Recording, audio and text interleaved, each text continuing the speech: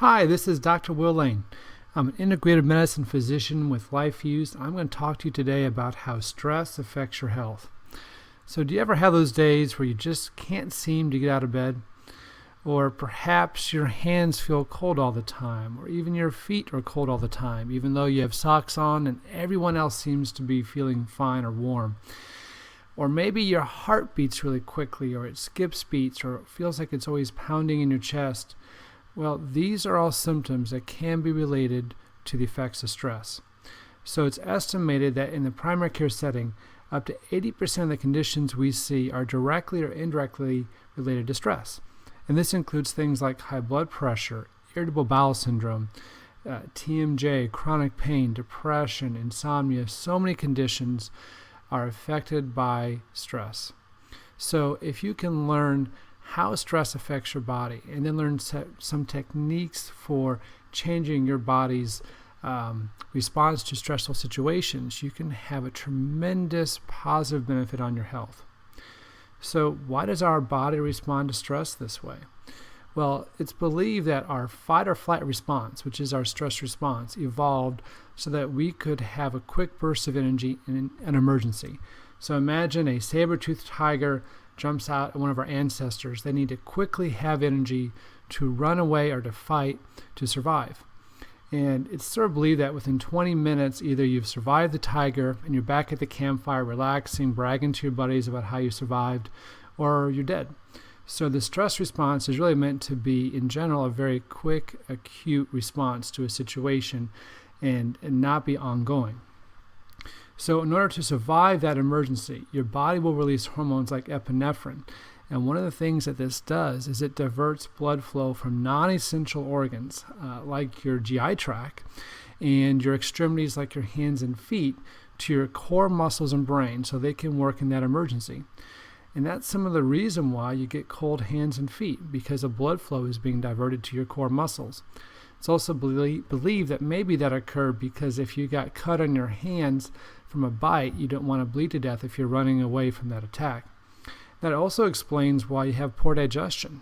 If you're running away from a tiger, your body doesn't care about digestion. And that's why your GI tract doesn't have the blood flow, the innervation, the things it needs to function. And you may get symptoms like bloating or heartburn or just general bad digestion. And that epinephrine that's used to divert the blood flow stimulates your heart to give you heart palpitation and raise your blood pressure. So that's sort of the physiology of it. And then now that your body has this blood flow to your core muscles and brain, those areas want fuel to function in that emergency. So your body is going to want to increase the blood sugar because that is the fuel for those areas. So this is why in times of stress, your body is going to want you to crave salty and sweet foods that will increase your blood sugar. Unfortunately, no one ever craves steamed broccoli. And then to help keep your blood sugar high, your body actually in times of stress makes you resistant to insulin. Insulin is the hormone that your body makes to lower your blood sugar. It actually takes sugar from your blood into your cells. But in times of stress, you become resistant to insulin, and so your body has to make more and more of it in order to lower your blood sugar.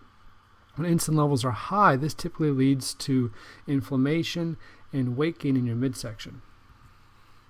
So what happens if the tiger goes away? If you finally beat the tiger? Well, your body's autonomic functions become regulated by what's called the parasympathetic system, which is the opposite of your fight or flight system. And in that state, your body uses less oxygen, your heart rate goes down, your pace of breathing is reduced, your muscles relax, and your blood pressure is lowered. Isn't that a much better way to go through life? So part of the problem is once you've had a lot of stress, your body goes on autopilot. Your stress response is sort of regulated by your autonomic nervous system, and that response has become the default setting for your body. So it's almost like a song that you can't get out of your head. Your body keeps playing the same stress response, that same fight or flight response over and over and over again. And what we need to do is teach that conductor that's controlling your autonomic nervous system to play a different song. And this is why, when you've been stressed for a while, even something really small, like not being able to find the right pair of socks, can trigger the stress response that you feel is way out of proportion to what it should be because of this programming default setting of your autonomic nervous system. So since we can't always avoid stressful situations, we need to reprogram how our body responds to these situations. What happens when you do that? Well, as you change your body's stress response, you have more energy, your immune system works better, you can get your weight under control, your GI tract functions well, and your mental function improves, including things like memory and mental acuity, and you have less inflammation in your body.